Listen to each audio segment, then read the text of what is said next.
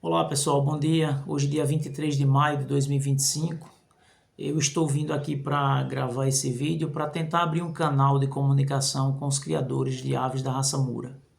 É de conhecimento de todos, né, que o Brasil já está incluído entre os países que testou positivo em aves domésticas para o vírus do influenza H1N5. É um vírus de alta patogenicidade, o contágio é muito rápido e com certeza vai prejudicar e muito a economia do nosso país, caso o governo federal e nós criadores não tenhamos, né, a consciência da necessidade de contribuir para que de fato as barreiras sanitárias ela alcance o objetivo desejado. Eu fiz alguns levantamentos prévios, né, da Organização Mundial de Saúde, uma matéria vinculada na CNN Brasil e uma vinculada no G1 Sergipe, que é um jornal aqui local nosso. Pessoal, até agora são 109 países, né, e 5 territórios, os 5 continentes, né, territórios de 5 continentes acometidos por esse vírus. De 2003 a 2023 foram registrados em humanos 878 casos de infecção em humanos, que é raro, mas está aqui, dados da OMS. É importante a gente lembrar que desses 878 casos, tem muito mais que não foram registrados por pessoas que não buscam os espaços de saúde, por postos do interior que não tem, né, o profissional capacitado para de fato gerar esse registro. A gente sabe que isso vai muito além do que está registrado. É importante lembrar que o nível, né, de letalidade alcança em humanos 58%. Ou seja, de 1.000 casos, 520 vão morrer. Isso é um dado da Organização Mundial de Saúde. No Brasil, confirmado, tem 7 estados: Rio de Janeiro, São Paulo, Paraná, Santa Catarina, Bahia, Rio Grande do Sul, onde surgiu o primeiro foco em aves domésticas na cidade de Montenegro, assim como em aves silvestres no zoológico na cidade de Sapucaia do Sul. Pessoal, é importante a gente ter esse tipo de consciência de que não é algo simples. Se vocês fizerem um levantamento prévio, uma coisa rápida, uma pesquisa rápida, países, vou dar um exemplo, como o Chile, teve um prejuízo enorme no seu parque avícola em decorrência dessa doença. A gente aqui no Brasil tem que observar que o nosso país ele é continental, tem dimensões extremas, tem um litoral enorme, a exemplo aqui do nosso querido estado de Sergipe, tem 2 pontos onde as aves migratórias silvestres fazem parada, que são os principais disseminadores do vírus, que é na cidade de Indiaroba e no Pantanal da cidade de Aparatuba. Então a gente tem que entender que a gente tem que contribuir para que isso não se agrave ainda mais. Em Sergipe houve um caso que foi levado para análise, mas que foi descartado, que foi da cidade de Graco Cardoso. Uma senhora teve um índice de mortalidade no entorno de 30 a 40% do seu criatório doméstico, informou ao órgão, o órgão determinou a visita de um veterinário que, após levantamentos e análise em laboratório, deu negativo. Não foi positivo, não testou positivo para esse vírus, mas já é uma luz amarela que se acende em nosso estado. Em Sergipe tem 6 casos em análise, apenas 3 foram descartados, ainda tem 3 em análise, então a gente tem que ter muito cuidado. O que é que eu peço aos criadores de Sergipe nesse momento? Se existe um foco que não está ainda combatido, não foi delimitada uma área, a barreira sanitária não atuou ainda em dizer, não, daqui não passa.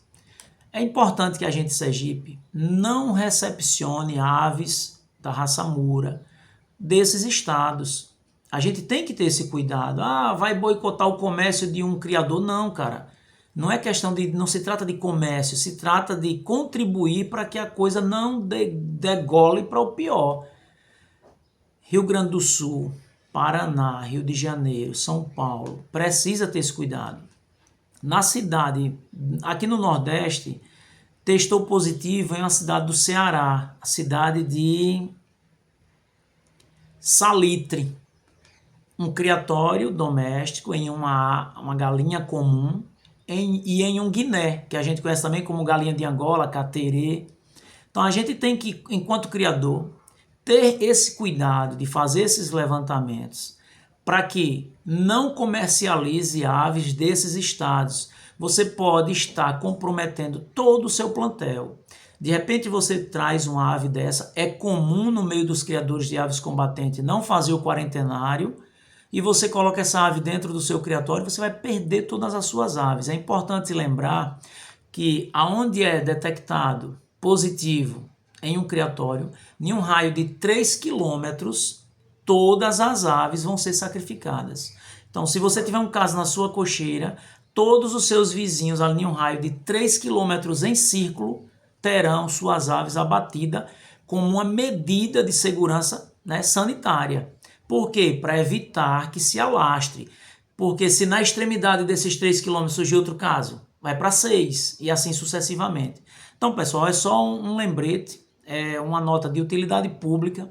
É importante que a gente tenha esse tipo de consciência. Pare um pouco a comercialização de aves com esses estados, principalmente aqueles criadores que não têm o seu criatório registrado. Por quê? Porque esse que vive na clandestinidade é mais difícil do Estado alcançar para diagnosticar no criatório do mesmo um quadro positivo para o H1N5. Aqueles criatórios registrados, ele tem o acompanhamento de um veterinário. Acredito que nenhum veterinário que se preocupa com o seu CRM, né, vai emitir um atestado de sanidade, nem o órgão estadual vai emitir uma GTA, se houver dúvida. Então, na pior das hipóteses, eu não compraria de ninguém, mas se for comprar, priorize os criatórios registrados. Não estou puxando brasa para sardinha de ninguém, é um dado baseado em estudos, porque eu estive envolvido.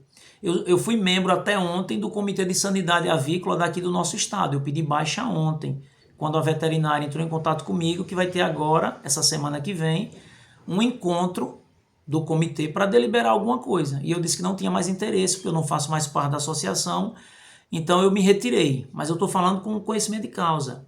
Os criadores registrados têm esse cuidado de que um veterinário não vai colocar em risco o seu diploma. Então, pessoal, no momento é importante parar a comercialização. A gente tem que aguardar o desenrolar, né, das informações mais verídicas, porque a mídia não está divulgando como devia, para não criar alarme.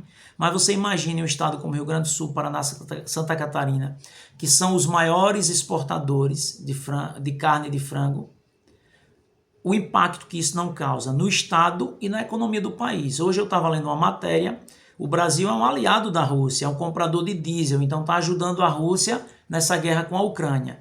A Rússia não suspendeu a comercialização total da carne de frango do Brasil, mas suspendeu de dois estados. Você entendeu? Então, se o caso chega ao extremo, ele vai ter que suspender de todo o país. Mas, por enquanto, ele suspendeu de 2 estados. Os 2 que estão em evidência. Os outros podem comercializar. Então, vamos contribuir até para a economia do nosso estado. Porque se surgir um caso desse em Sergipe, que é um dos estados que exporta a carne de frango, é um grande produtor de ovo, tudo isso será comprometido e é ruim para a economia do nosso país, é ruim para a economia do nosso estado. Então vamos contribuir. É importante que o criador tome esse tipo de consciência. É importante ter esses debates nos grupos de criadores. O galista precisa entender que ele não está mais à margem da sociedade. O galismo no Brasil cresceu muito, em Sergipe nem se comenta, é algo inquestionável, mas a gente ainda acha que está à margem. A quem muito é dado, muito será cobrado.